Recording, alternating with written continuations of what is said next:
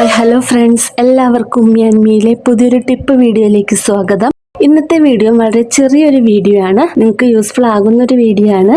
നമ്മുടെ വീട്ടിലെ എത്ര വലിയ കറ പിടിച്ച സിങ്കും കറയൊക്കെ പോയിട്ട് നന്നായിട്ട് വെട്ടിത്തിളങ്ങുന്നതിന് വേണ്ടിയിട്ടുള്ള ഒരു 3 കിടിലൻ ടിപ്പുകളാണ് ഞാൻ ഇന്നത്തെ വീഡിയോയിൽ പറയുന്നത്.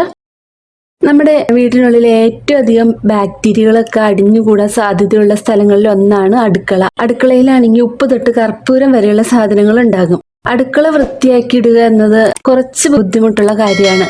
അടുക്കളയിലെ സിങ്കാണ് ഏറ്റവും പെട്ടെന്ന് വൃത്തികേടാകുന്ന ഒരു സ്ഥലം. തേച്ചുരച്ച സമയം കളയാതെ എളുപ്പത്തിൽ സിങ്ക് വൃത്തിയാക്കാനുള്ള വഴികൾ എന്തൊക്കെയാണെന്ന് നമുക്ക് നോക്കാം. അപ്പോൾ ആദ്യത്തെ ഒരു ടിപ്പിന് വേണ്ടിയിട്ട് ഞാൻ ഇവിടെ എടുത്തിരിക്കുന്നത് ചെറുനാരങ്ങയാണ്. മിക്കവാറും എല്ലാവരുടെയും വീട്ടിൽ ചെറുനാരങ്ങ ഉണ്ടാകും. അപ്പോൾ ആ ഒരു ചെറുനാരങ്ങ എടുത്തിട്ട് അതിനെ രണ്ടായിട്ടൊന്ന് മുറിച്ചിട്ടുണ്ട്. എന്നിട്ട് നമുക്ക് ഒരു പാത്രത്തിലേക്ക് കുറച്ച് ബേക്കിംഗ് സോഡ ഇട്ട് കൊടുക്കാം. ഇനി നമുക്ക് ഈ ഒരു ചെറുനാരങ്ങ മുറിച്ചതിന്റെ അല്ലി ഈ ഒരു ബേക്കിംഗ് സോഡയിൽ ഒന്ന് ഡിപ്പ് ചെയ്തിട്ട് നമ്മുടെ സിങ്കിലൊന്ന് ഉരച്ചു കൊടുക്കുക. വലിയ ശക്തിയൊന്നും പ്രയോഗിച്ച് ഉരയ്ക്കേണ്ട കാര്യമൊന്നുമില്ല. ഉരയ്ക്കുമ്പോൾ തന്നെ സിങ്ക് വൃത്തിയാകുന്നത് നമുക്ക് കാണാൻ കഴിയുന്നുണ്ട്.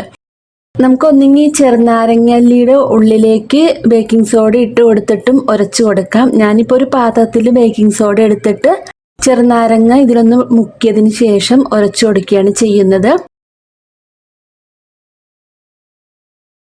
ഇനി നമുക്കിതൊന്ന് ഉരച്ചതിന് ശേഷം ഒരു 3 മിനിറ്റ് കഴിഞ്ഞിട്ട് നമുക്ക് വെള്ളം ഒഴിച്ചൊന്ന് കഴുകി കളയാം. അപ്പോൾ നമ്മുടെ സ്റ്റെയിൻലെസ് സ്റ്റീൽ നല്ല പോലെ വെട്ടിത്തിളങ്ങുന്നത് കാണാൻ പറ്റുന്നുണ്ട്.